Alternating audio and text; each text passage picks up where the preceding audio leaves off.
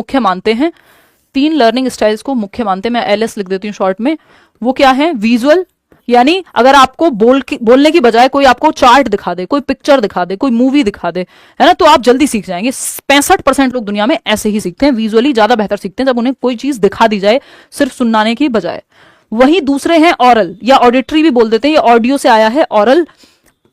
35% लोग, सॉरी 30% लोग जो हैं वो आपके ऑरल है, यानी श्रवण अधिगम करता है, जो सुन करके अच्छा सीखते हैं, है ना। जैसे सिर्फ आप ये वीडियो सुन लें, अपने दोस्त से कहें भाई सुनाइए जरा फटाफट इसका आंसर क्या होगा, तो याद हो जाता है आपको, ये ऑरल हो गया।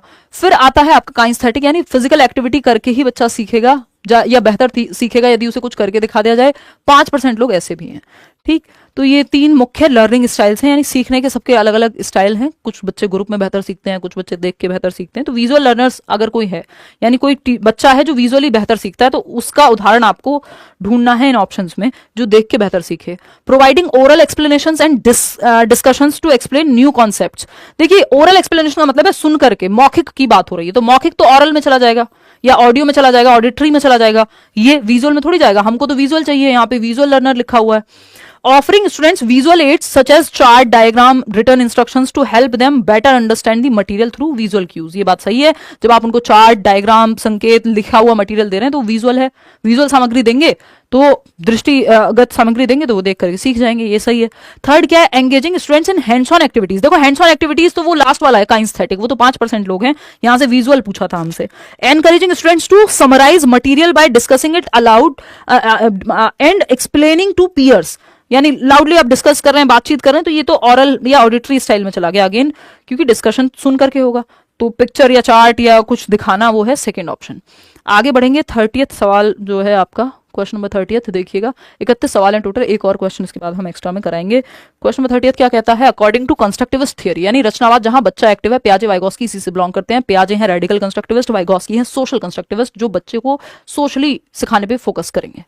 ठीक, पहला है मतलब पूछा क्या है? According to constructivist theory children actively construct their own understanding, अपनी दुनिया की समझ वो खुद सक्रिय रूप से बनाते हैं एक्टिविटी करके, बात सही है, अपने अनुभवों और इंटरेक्शन के माध्यम से, सही है। Which of the following classroom practices aligns best with constructivist principle, कहां बच्चा सबसे ज्यादा एक्टिव है, वही क्लासरूम कंस्ट्रक्टिविज्म के साथ जाएगा। आ टीचर प्रोवाइड्स डायरेक्ट इंस्ट्रक्शन, नहीं होता कंस्ट्रक्टिविज्म में कि दिमाग में भर दो, बच्चा और टीचर मिलकर के समझ बनाते हैं।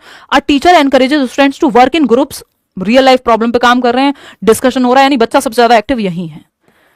A teacher uses a traditional lecture method, ये एकदम बोरिंग हो जाएगा, कंस्ट्रक्टिविज्म नहीं है ये, फिर बिहेवियरिज्म टाइप की सिचुएशन हो जाएगी, टीचर सेंटर्ड हो जाएगा, जबकि कंस्ट्रक्टिविज्म चाइल्ड सेंटर्ड है। A teacher assigns individual worksheets that require students to memorise factual information, रट्टे लगाना हट जाएंगे, सबसे ज्यादा एक्टिव है बच्चा यहाँ सेकंड ऑप्शन में, जहां वो वास्तविक दुनिया से जोड़ करके मीनिंगफुल लर्निंग, अर्थपूर्ण अधिगम कर रहा है। लास्ट क्वेश्चन है आज के लिए, एक्स्ट्रा में है, आउट ऑफ 30 ही आप बताइए, चलो 31 बता देना कितने ठीक हुए। इन अ कंस्ट्रक्टिविस्ट क्लासरूम, अगेन रचनावाद से ही सवाल है, द रोल, बहुत सवाल आते हैं रचनावाद से।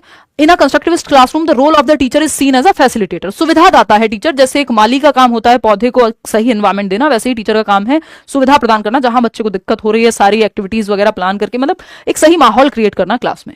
ठीक, देन अ लेक्चरर भी सिर्फ ज्ञान देने वाला नहीं है, एक तरफा बातचीत करने वाला नहीं है, माहौल सेट करने वाला, जहां जरूरत पड़े वहां हेल्प करने वाला भी है। Which of the following practices best reflects this facilitative role, कहां है बच्चा एक्टिव और टीचर भी उसके साथ। The teacher provides clear instructions and step by step solutions ensuring that students follow a prescribed path to correct answer, तो ये teacher centred हो गया क्लासरूम, ट्रेडिशनल क्लासरूम हो गया, पारंपरिक चला आ रहा है सदियों से, यहाँ पे बच्चा तो एक्टिव दिख ही नहीं रहा, टीचर, ये तो डायरेक्ट इंस्ट्रक्शन हो गया, डायरेक्ट इंस्ट्रक्शन कंस्ट्रक्टिविज्म में नहीं आता। फिर आता है the teacher asks open ended questions that prompt students to think critically, reflect on their existing knowledge and engage in meaningful discussions, meaningful learning, activity, open-ended thought, critical thinking, जहां भी बच्चा active है दिमाग से, शरीर से, मतलब बात बन गई है, कंस्ट्रक्टिविज्म की बात हो रही है, तो ये बात सही है। Teacher directs students to complete worksheet, सिर्फ वर्कशीट कंप्लीट करने का मौका, इससे कोई भी बहुत ज्यादा कंस्ट्रक्शन नहीं हो रही, ज्ञान की रचना नहीं हो रही, ये तो रट्टाफिकेशन है। Fourth option, the teacher spends the entire class time giving a lecture, expecting students to absorb the information, ये भी टीचर सेंटर्ड क्लासरूम है कि बस दिमाग में भर लें जो इन्फॉर्मेशन बताई गई है। Third, second option is the best answer, कि बच्चों को आप मौका दे रहे हैं अलग अलग दिशाओं में सोचने के, क्वेश्चंस पूछ रहे हैं ओपन एंडेड, जिसका कोई एक आंसर नहीं है, जिसपे आप सोचते रहते हैं या दिशाओं में सोच सकते हैं, मुक्त उत्तर वाले प्रश्न दे रहे हैं। क्रिटिकल थिंकिंग अगेन, जिसमें बहुत कुछ आपको एनालाइज करना है, जस्ट रट के कोई जवाब नहीं आएगा, जिसमें दिमाग पे जोर पड़ेगा, तो बच्चा एक्टिव है सेकेंड ऑप्शन में। इसका पीडीएफ आपको अगेन मिल जाएगा टेलीग्राम चैनल पे। और out of 30 like share subscribe आपने नहीं किया हो तो कर लीजिएगा, और ऐसे ही हम लोग मिलते रहेंगे। आउट ऑफ 31 क्वेश्चंस कितने आपके ठीक हुए वो आप बताइएगा। आज के क्वेश्चंस आपको लगे कैसे ये भी बताइएगा, क्योंकि कंपैरेटिवली इजी कहेंगे, क्योंकि बहुत मुश्किल क्वेश्चन सिर्फ मुश्किल क्वेश्चन पेपर में नहीं आते। अगेन इजी, मॉडरेट, डिफिकल्ट तीनों लेवल के आते हैं। डिफिकल्ट क्वेश्चन बल्कि लिमिटेड होते हैं। ठीक, तो आउट ऑफ 30, क्योंकि कंपैरेटिवली इजी कहेंगे बट लेंदी तो थे क्वेश्चन, है ना, लेंदी तो थे। तो ये एक बात हुई, और आज के लिए इतना ही रखते हैं। परसों मतलब मंडे को मिलेंगे, कल सैटरडे और सैटरडे संडे मैं ऑफ ही रखती हूँ यार, मैं एकदम रिटायरमेंट टाइप की सिचुएशन में हूँ। मैं आपके सामने आती भी इसलिए हूँ क्योंकि मेरे को पढ़ाना अच्छा लगता है, तो अब जीवन में कुछ तो करना ही है, तो आपके साथ जो है इसलिए मिलना ज़रूरी है, मैं बोर हो जाती हूँ फिर। और मंडे मिलेंगे और डिस्कशन करेंगे, एग्जाम के लिए जो ज़रूरी है वो सब तो करेंगे। चैनल पे ऑलरेडी मैराथन वगैरह भी हैं ही, वो भी आप देख सकते हैं। सिलेबस चेंज हुआ नहीं है, सेम चीज़ ही चल रही है। तो मिलेंगे हम लोग मंडे मिलेंगे। कोशिश रहेगी कि कल एक बार मैं सोचूं, बट मुश्किल है। मंडे लेकिन 100 क्वेश्चन करेंगे, 100 वो प्रीवियस ईयर पीवाईक्यूज वो वाले 100 करेंगे जो रिपीट होते ही हैं या सबसे ज्यादा पूछे जाते हैं, जो जिसमें सबसे ज्यादा सीखने को आपको मिलेगा, और आगे जो पेपर आ रहा है उसमें आपको डायरेक्ट हेल्प मिलेगी। 100 प्रीवियस ईयर क्वेश्चन, और जिसमें सीडीपी के भी क्वेश्चन होंगे 50, और बाकी 50 में हिंदी और इंग्लिश के 25-25 क्वेश्चन जो बहुत बार रिपीट होते हैं। ठीक, तो ये आपके जितनी भी देर का सेशन होगा 2-3 घंटे का तो होगा ही। 100 क्वेश्चन है तो 3 घंटे भी लगेंगे ही कम से कम।